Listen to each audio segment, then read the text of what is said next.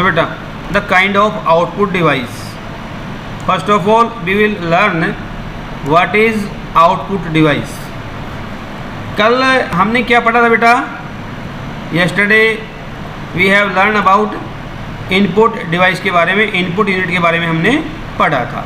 और कल फिर हमने बताया था आपको what is an output device. Means output device हमारे कौन से हैं? All such type of devices which can be used to get the output. Means the output unit is formed by the output device attached to the computer. यानी कि अपने computer से जो भी आपका आउटपुट डिवाइस जुड़ा हुआ है उनको जब हम फॉर्म करेंगे तो आपका बनेगा एक output unit. Output coming from the CPU is in the form of electronic binary signal. ये क्या होता है बेटा? What is the meaning of electronic binary signal? Electronic binary signal means data will be present here in the form 0 and 1। 0 और 1 की form में यदि data आपको मिला है then it is known as electronic binary signal which need conversion in some form, जिसको हमने convert करना होता है किसी एक फॉर्म में। फॉर्म मीन्स भी जैसे आप हिंदी समझते हैं तो वैसे ही हमारा जो कंप्यूटर है, computer can understand only machine language. और जो मशीन लैंग्वेज आपकी होती है that is always found in the form of 0 and 1।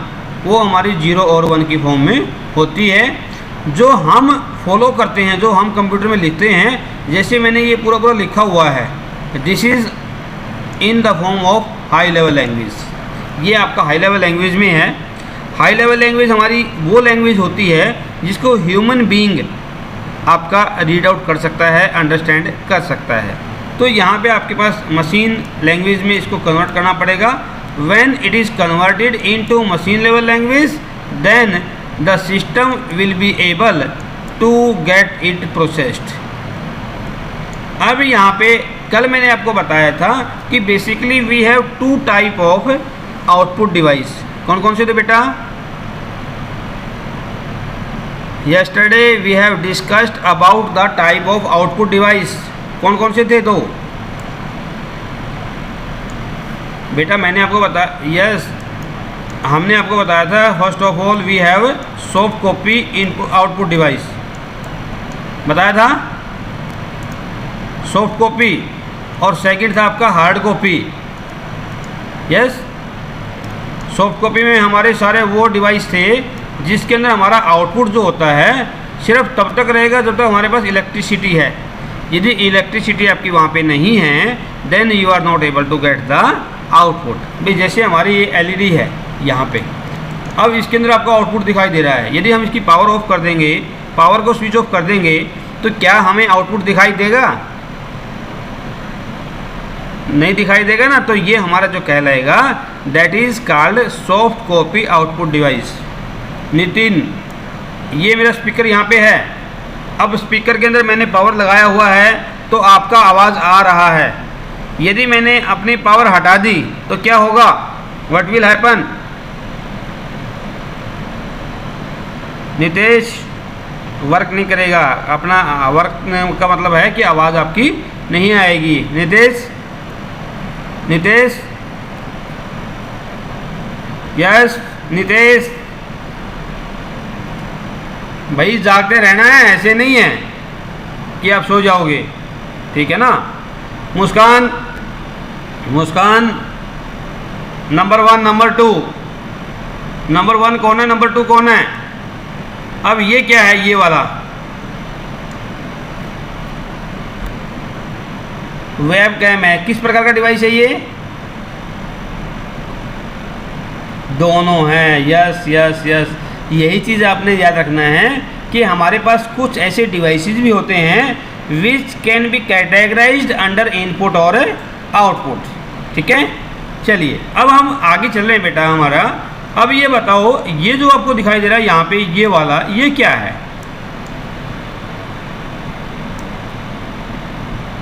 नहीं, ये क्या है मेरे को ये बताओ बस। Yes, processor. अगर यू के है हैं? अरे हाय हाय, ऐसे नहीं होता बेटा, ऐसे नहीं होता। ये सीपीयू नहीं है, this is not a CPU. हाँ, ये जो है हमारा, this is only A cabinet. क्या ये आपकी एक कैबिनेट है, या आप कह सकते हो कंटेनर है, जिसके अंदर हमारे सारे जो पार्ट है मदरबोर्ड के वो आपके कंटेन हैं। सीपीयू तो आपका ये है जो आपको ये दिखाई दे रहा है ना, जो प्रोसेसर बोल रहे हो ना आप, ये जो प्रोसेसर आपका है, दिस इज कॉल्ड सीपीयू। अब हम बोलते हैं कि CPU is also known as the brain of computer, बोलते हैं ना, यस। अब यदि हम ब्रेन ऑफ कंप्यूटर बोलते हैं तो क्या ये कैबिनेट इसका ब्रेन है? Is it A brain? नहीं है। ब्रेन क्या है? ये हमारा जो प्रोसेसर है ये हमारे कंप्यूटर का ब्रेन होता है, और जितने भी एक्टिविटी आपके सिस्टम के अंदर आपकी परफॉर्म की जाती है, जितने भी ऑपरेशन आपके सिस्टम में आपके परफॉर्म किए जाएंगे, वो सारे सारे कौन करेगा? वो सारे सारे परफॉर्म करेगा आपका सीपीयू। ठीक है, that's why it is known as the brain of computer. Okay, means central processing unit, also known as CPU. It is the main control centre and processing unit, also known as the brain of computer, as it guide, direct, control and govern the performance of a computer। यानी कि हमारे computer के ऊपर जो भी activity आपकी होती है, मीन्स किस जॉब को के ऊपर क्या काम करना है, कैसे करना है, कब करना है, उसका हमारा रूल क्या होगा, इस सभी को जो हम बोलेंगे, ये सारे सारे जो ऑपरेशन है, ये सारे जो परफॉर्म करवाएगा वो होगा हमारा ये वाला डिवाइस। क्या डिवाइस है ये? Central processing unit. अब इसके अंदर भी जो हमारा ये सीपीयू होता है, इट इज़ फर्दर सब डिवाइडेड इनटू 2 सब कैटेगरी। पहली कैटेगरी कौन सी है आपकी? Yes, arithmetic logic unit, means ALU। दूसरी कौन सी है आपकी? Control unit. और यदि हम थोड़ा सा और आगे इसको ले जाएं तो हमारा जो कंट्रोल यूनिट है उसको आगे हम बांट देते हैं आपका रजिस्टर्स में। किस में बांटेंगे? Yes, register. रजिस्टर हमारी एक स्मॉलेस्ट यूनिट होती है बेटा। सबसे छोटी जो यूनिट आपकी है वो कौन सी है आपकी? रजिस्टर। ठीक है, एक सेकंड बेटा, सर क्लास में हूँ, बाद में करूँगा। अब रजिस्टर क्या होते हैं हमारे? That register are the sub component. क्या है ये? Register are the sub component that will carry out the processing of the task. यानी कि कोई भी आपका काम जो हो रहा होता है, उस आपके टास्क को कैरी कौन करता है? कैरी करने वाला जो कंपोनेंट होता है, that component is known as register. ये आपने यहाँ पे देखना है। रजिस्टर आपका होता है, ये क्या करता है? जितने भी आपके टास्क होंगे कंप्यूटर में, यानी जब भी आप किसी डाटा को प्रोसेस करोगे तो उन सभी टास्क को कैरी करने का जो काम है वो होता है आपका रजिस्टर का। अब यदि हम यहाँ बात करें 1 बाई 1, तो फर्स्ट ऑफ ऑल हमारे पास क्या है? We have control unit. अब सिर्फ आपने सबसे पहले देखना है अपने इस फ्लैग को, जो ये डायग्राम है इसको आप एक बार चेकआउट कर लें। इसमें देखिए हमारे यहाँ पे क्या है कि इंस्ट्रक्शन रजिस्टर है, और ये हमारी है CU। इस CU के अंदर हमारा एक तो फ्लैग होता है और एक आपकी क्लॉक होती है, जो हमारी जॉब को बताती है कि कितने टाइम पे आपने यहाँ से निकलना है। Control signal with in CPU, यानी कि CPU के अंदर से हमारे कंट्रोल सिग्नल, यानी कि एक प्रकार का पास हमें मिलेगा किसी भी जॉब को प्रोसेस करने के लिए। ये होती है हमारी कंट्रोल बस। जैसे नाम से स्पष्ट है बेटा, बस क्या होती है हमारी? What is the meaning of बस? आप जो बसों में आते हैं, ट्रैवल करते हैं, तो उस बस का मीनिंग क्या होता है? वो हमारे कई सारे पैसेंजर को एक साथ लेके जाती है ना। यानी कि हम कह सकते हैं कि बस क्या हमारा मोड ऑफ ट्रेवल। तो वैसे ही यहाँ पे भी हमारे डाटा के अंदर, क्योंकि हमारे कंप्यूटर में एक टाइम में कई सारी जॉब हो सकती है, बहुत सारे ऑपरेशन हमारे हो सकते हैं, तो उन सभी को जो कंट्रोल करती है उसको क्या बोलेंगे हम? Control bus. एक हमारी कंट्रोल बस होती है, एक आपकी होती है बेटा एड्रेस बस। एड्रेस बस क्या होती है कि जो भी आपके कंप्यूटर के अंदर जॉब होगी, जब वो हमारा डाटा स्टोर होता है तो उसको एक मेमोरी एड्रेस जो है, एड्रेस उसको प्रोवाइड किया जाता है मेमोरी के अंदर। जो मेमोरी एड्रेस उसको दिया जाता है उसको बोलते हैं उस जॉब का एड्रेस। और उन सभी एड्रेस को कंट्रोल करने के लिए जो बस यूज होगी, दैट बस इज नोन एज ए कौन सी? Address bus. और तीसरी आपकी होती है यहाँ पे बेटा डाटा बस। तीसरी बस कौन सी है? डाटा बस क्या करती है? जो जॉब आपकी होती है उस जॉब के डाटा को कैरी करती है, उस डाटा को हमारा लेके चलती है। अब यहाँ पे देखो, CU control and guide the interpretation, यानी कि हमारा जो भी डाटा हमारा इंटरप्रेट होना है, जो भी हमारा डाटा प्रोसेस होना है, उसको कंट्रोल करेगी और उसको गाइड करेगी हमारी कंट्रोल यूनिट। डाटा हमारा किस डायरेक्शन में जाना है, कब उसको मैनिपुलेट होना है, of all data and information, जितना भी डाटा हमारे पास है, जितना भी इन्फॉर्मेशन है, उस डाटा को इंटरप्रेट करना, उसको कंट्रोल करना, उसको गाइड करना, उसको किस डायरेक्शन में सेंड करना है, मीन्स कहाँ पे सेंड करना है, उसके फॉलो को कंट्रोल करना। और उसके बाद जब डाटा हमारा प्रोसेस हो जाता है तो उस डाटा को या उस इंफॉर्मेशन को मैनिपुलेट करना। मैनिपुलेट का मतलब होता है बेटा व्यवस्थित करना, अरेंज करना। सीयू हमारा क्या करेगी? That will send control signal, यानी कि सीयू हमारा क्या, हमारी जो कंट्रोल सिग्नल होती है उन कंट्रोल सिग्नल्स को सेंड करेगी। कब तक? until the required operation are done properly by ALU and memory। यानी कि हमारा जो जॉब आया है, जो हमारे पास डाटा आया है जिसको हमने प्रोसेस करना है, जब तक हमारा वो डाटा हमारे अर्थमेटिक लॉजिक यूनिट के द्वारा या मेमोरी के द्वारा प्रोसेस नहीं हो जाता, तब तक हमारी जो कंट्रोल यूनिट है वो आपके कंट्रोल सिग्नल को कंटिन्यू भेजती रहेगी। अब यहाँ पे देखिए बेटा, हमारे यहाँ पे आया था ALU, अभी हम आगे पढ़ेंगे उसको, आया ना? यस। ALU मीन्स, ALU मतलब, ALU means arithmetic logic unit. Arithmetic मतलब हिंदी में क्या बोलोगे? हिंदी में क्या बोलेंगे अर्थमेटिक को?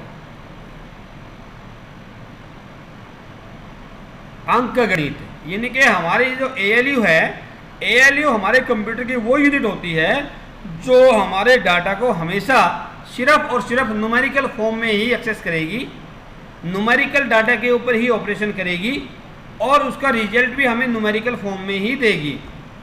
यानी कि वहाँ पे जो काम होगा वो सिर्फ किस फॉर्म में होगा?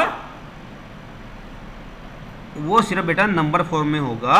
और हमारे कंप्यूटर के अंदर सिर्फ 2 ही नंबर होते हैं, जानते हो?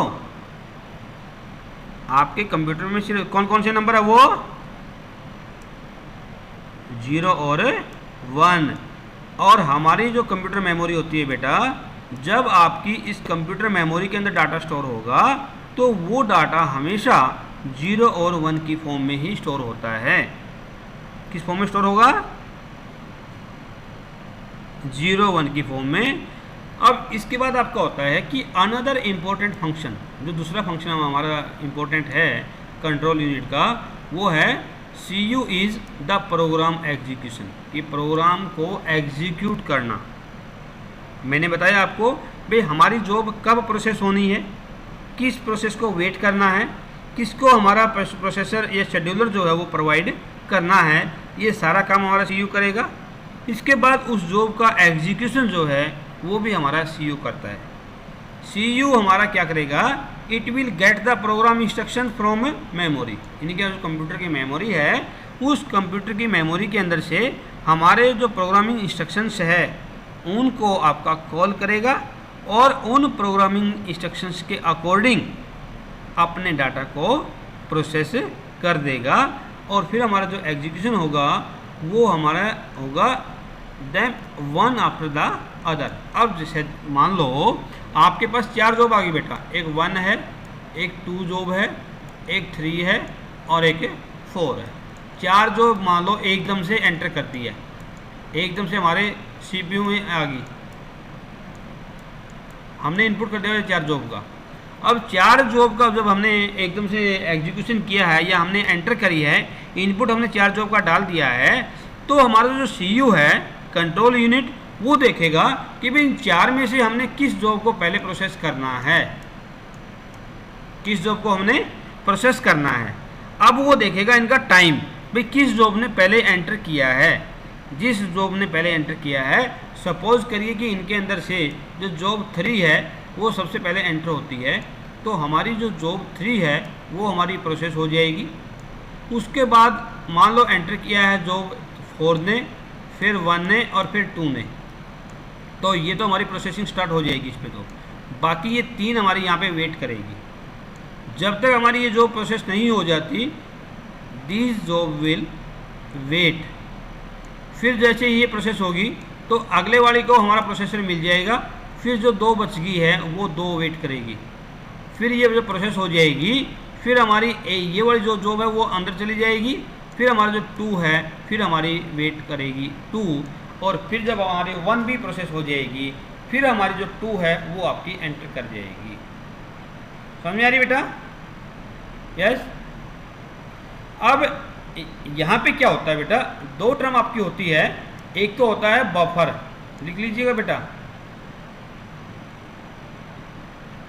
बफर, और एक होता है स्पूलर, जिसको हम स्पूलिंग भी कह देते हैं बेटा, SPOOLING,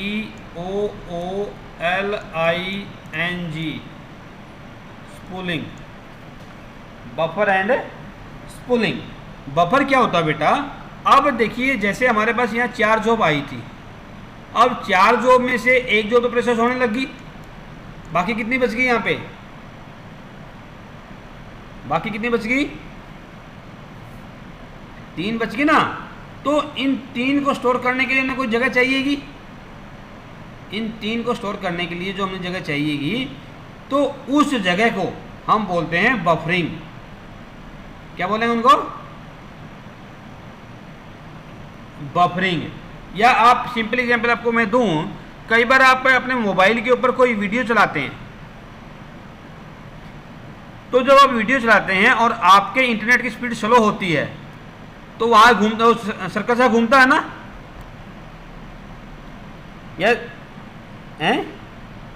यह सर्कल घूमता है ना, जो वो सर्कल घूमता है इसका मतलब वो डाटा को इकट्ठा करने लग रहे हैं अपने को, और जब वो डाटा इकट्ठा हो जाता है तब उसको वो चला देता है। जब डाटा हमारा स्टोर होता है किसी भी जॉब के लिए, उसको बोलते हैं बफर। और जब हमारा डाटा वो 1 बाय 1 यहाँ से निकलता जाएगा, 1 बाय 1 जब जाता जाएगा, तो ये जो प्रोसेस होती है इसको हम बोलते हैं स्पूलिंग। यानी कि जो स्टोर हुआ डाटा है, यदि उसको हम अपने स्टोरेज से, बफर से बाहर निकालते हैं और प्रोसेस कर देते हैं, then it is known as spooling. ठीक है, चलिए अब हमारा यहाँ पे है रजिस्टर।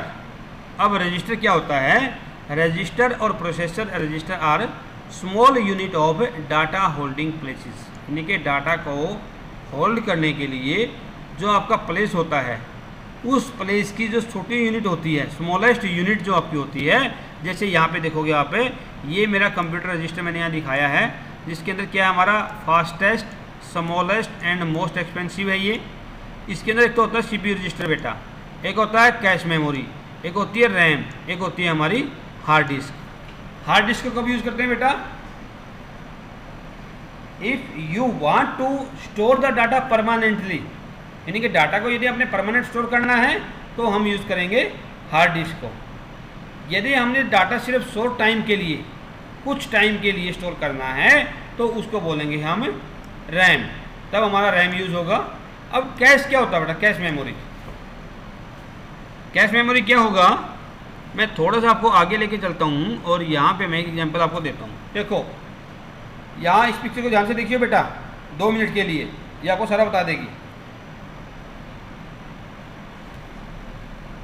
ये अभी नहीं, अभी आएगा।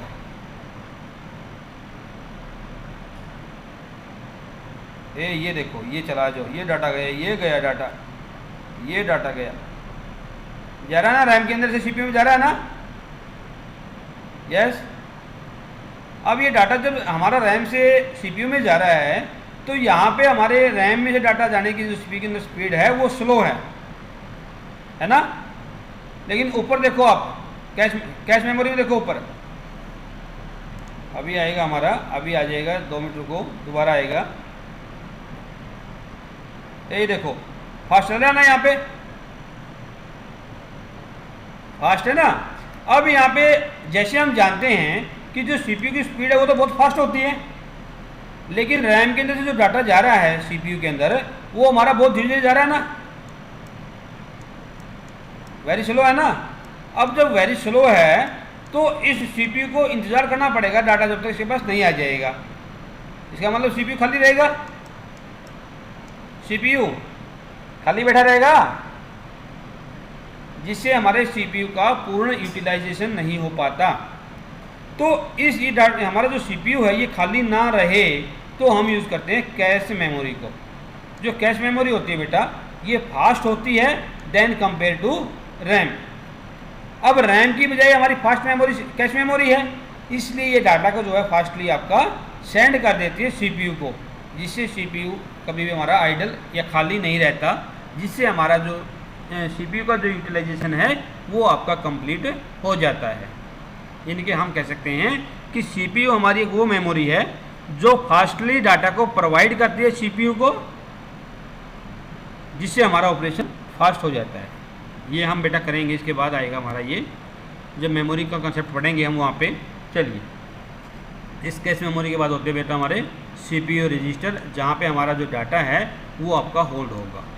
CPU uses register to temporarily hold some important processing information during the time of the processing is taking place।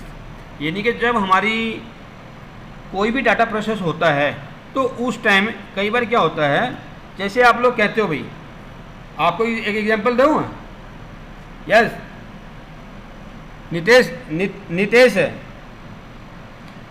Nitesh और नितिन दोनों हाउस में जाने लग रहे थे, दोनों के हाथ में बुक थी। अब मान लो मैंने बोल दिया नितेश इधर आ, तो नितेश पता क्या करेगा, बोला नितिन ले पकड़िए बुक, एक बार मैं जाके आ रहा हूँ, बोलोगे ना। यस, यही होगा ना। तो आपने जो नितिन को बुक दी है वो सिर्फ कुछ टाइम के लिए दी है ना, जब आप काम करके चले जाओगे फिर अपनी बुक वापस ले लोगे। तो ये काम जो आपने किया है यही काम हमारे सीपीयू रजिस्टर का होता है हमारे कंप्यूटर के अंदर। यानी कि ये इंफॉर्मेशन को कंटेन करता है सिर्फ थोड़े समय के लिए, कुछ समय के लिए। ठीक है, सीपीयू में store some part of data और सम मेमोरी एड्रेस और some instruction in its processor register. यानी कि जो हमारा रजिस्टर होता है वो हमारा या तो मेमोरी एड्रेस को या हमारी इंस्ट्रक्शंस को जो हमारे प्रोसेसर के अंदर होती है उसको कुछ टाइम के लिए स्टोर करेगा। समझ में आया बेटा? यस, ये हमने आज करना है। कल हमारा नया कंसेप्ट होगा द मेमोरी। ठीक है जी? यस, तो कल हम इसको पढ़ेंगे।